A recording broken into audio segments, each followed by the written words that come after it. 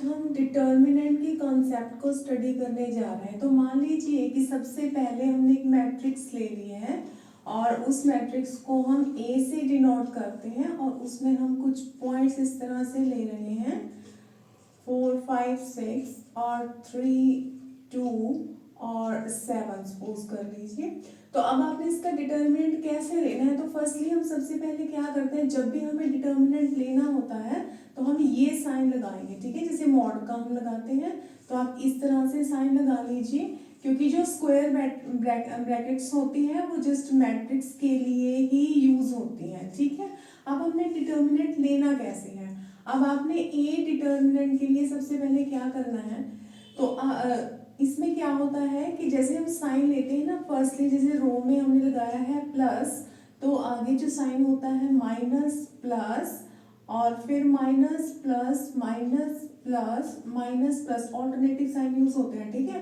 अब हम जो डिटर्मिनेंट है ना वो रोज के अकॉर्डिंग भी ले सकते हैं और कॉलम्स के अकॉर्डिंग भी। तो यहाँ पर जो डिटर्मिनेंट का मेथड याद रखना है, जो सबसे इजी वे है वो है कि आप हमेशा ही फर्स्ट रो के अकॉर्डिंग प्रेफर करें। तो इसमें क्या होता है, जैसे हम साइन लगाएंगे प्लस माइनस और प्लस, जैसे आप 1 देख रहे हो, ठीक है, पहले हमने 1 लिख लिया है। अब आपने क्या करना है, ये रो और कॉलम आपने लीव कर देनी है, मतलब जैसे आप फर्स्ट रो और फर्स्ट कॉलम को आप छोड़ देंगे और जो बाकी जो आपके पास एक स्क्वायर मैट्रिक्स बची है, जैसे कि 5 हो गया, 6 हो गया, 2 और 7, ये ले लेनी है, ठीक है।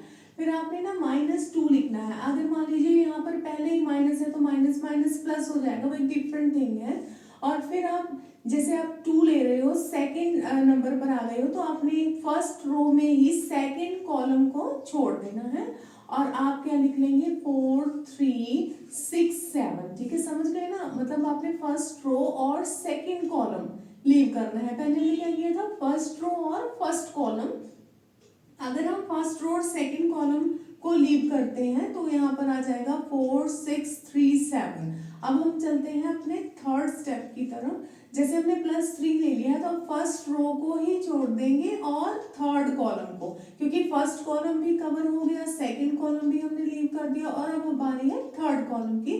तो थर्ड कॉलम को आप छोड़ देंगे और आपके पास जो आ जाएगा वो स्क्वायर मैट्रिक्स में आ जाएगा 4, 5, जैसे आप देख रहे हो 4, 5, 3, 2, ठीक है। अब जो अगला स्टेप है वो ये है कि आपने इसमें ना क्रॉस मल्टीप्लाई करनी है। जैसे अपने 5 को किससे मल्टीप्लाई करना है, 7 से, तो क्या आ जाएगा हमारे पास 35, और 2 को किससे मल्टीप्लाई करना है, 6 से, हमारे पास आ गया 12। अब याद रखिए कि बीच में आपने हमेशा ही माइनस का साइन यूज करना है, और अगर आपके पास पहले ही कोई डिजिट माइनस की है तो वो एक सेपरेट थिंग है कि आप माइनस माइनस प्लस करेंगे, चाहे प्लस माइनस के रूल्स हैं वो हम यूज करेंगे, ठीक है। अब आपने सेकंड स्टेप में भी वही करना है, रिपीट करना है। 4, 7, 28 और 3 को 6 से कर देंगे तो हमारे पास क्या आ गया 18। इसी तरह से आपने थर्ड स्टेप में मूव करना है। 4, 2, 8 एंड देन 3 को 5 के साथ मल्टीप्लाई कर दीजिए 15। तो इस तरह से हमारे पास क्या आ गया 35 में से आप 12 को माइनस कर दीजिए और माइनस करने के बाद आपके पास आ जाएगा 23 और 1 को आप इसी तरह से राइट डाउन कर दीजिए। उसके बाद 28 में से 18 को माइनस कर दीजिए और इसी तरह से 15 में से 8 को। अब आपने 1 को मल्टीप्लाई करना है 23 के साथ और 2 को करना है 10 के साथ और 3 को करना है 7 के साथ। बट आप यहाँ देखेंगे प्लस माइनस क्या हो जाएगा, माइनस। तो इस तरह से आपके पास जो आ गया 20 और 21 दोनों को ऐड कर दीजिए, बिकॉज माइनस माइनस प्लस होते हैं। तो अब आप 41 में से 23 को माइनस कर दीजिए।